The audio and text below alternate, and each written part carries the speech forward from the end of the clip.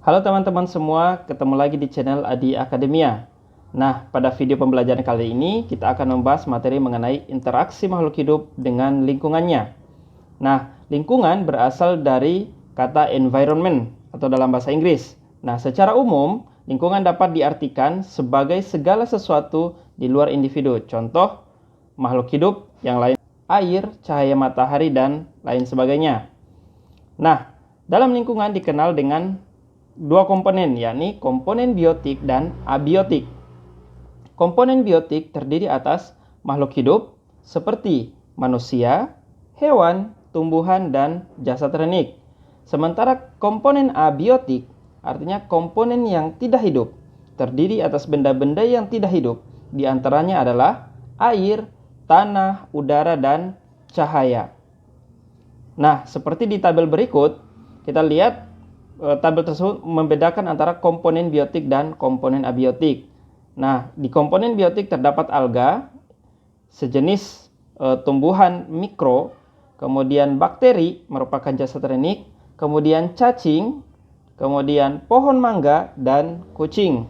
Sementara pada komponen abiotik terdapat air, tanah, udara, cahaya matahari, dan batu, besi, dan lain sebagainya.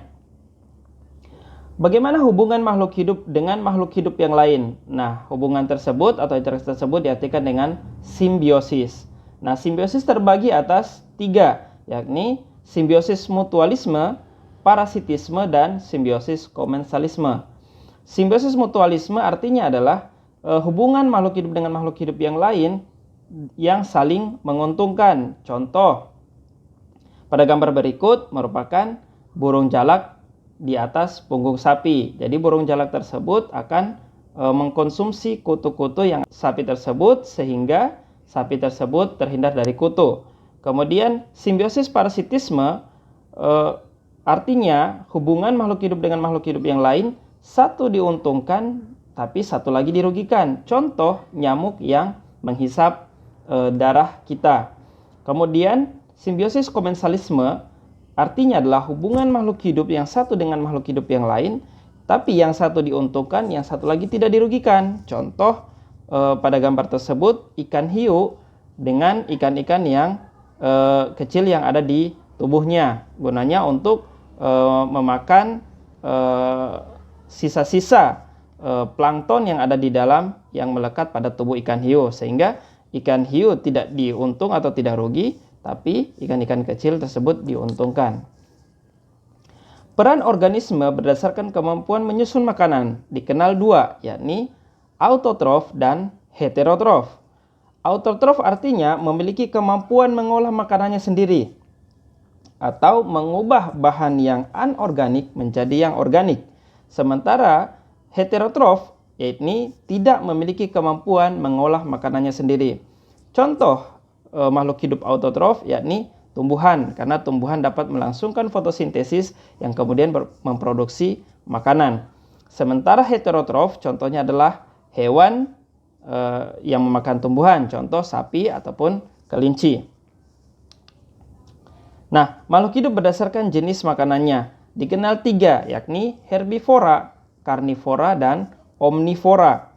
Nah, kelompok herbivora merupakan kelompok hewan pemakan tumbuhan, contoh pada gambar tersebut kuda.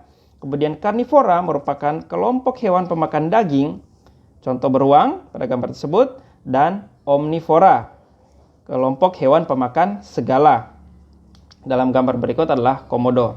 Nah, kita masuk pada rantai makanan. Rantai makanan merupakan perpindahan energi makanan dari sumber daya tumbuhan melalui seri organisme atau melalui jenjang makan.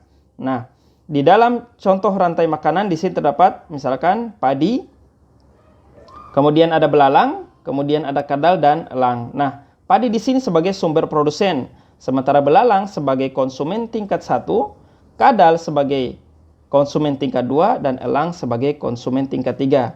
Pada gambar berikut lagi terlihat bahwa ada produsen, yakni rumput, kemudian ada belalang sebagai konsumen primer atau tingkat 1, kemudian belalang tersebut dimakan oleh katak, kemudian katak dimakan oleh ular, dan ular dimakan oleh elang.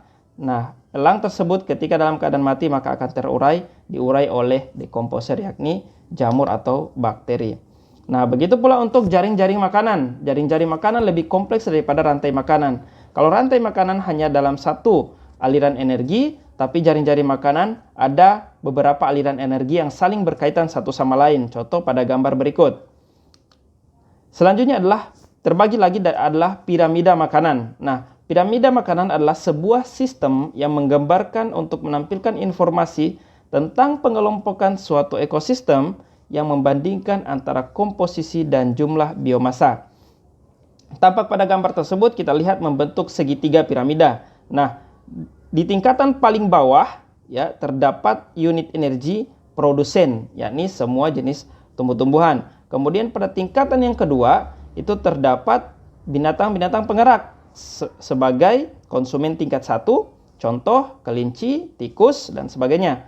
Nah, pada tingkatan yang berikut, yang teratas berikut adalah konsumen tingkat 2. Nah, ini unit energinya, contoh yang memakan konsumen tingkat 1, contoh ular. Nah, yang paling teratas ya dalam contoh ini, dalam gambar ini adalah elang ya. Jadi karena elang tersebut akan mengkonsumsi ular. Nah, ini yang dimaksud sebagai komponen daripada piramida makan itu sendiri. Nah, cukup sekian materi pada hari ini, semoga bermanfaat. Terima kasih. Jangan lupa like, komen, share dan subscribe.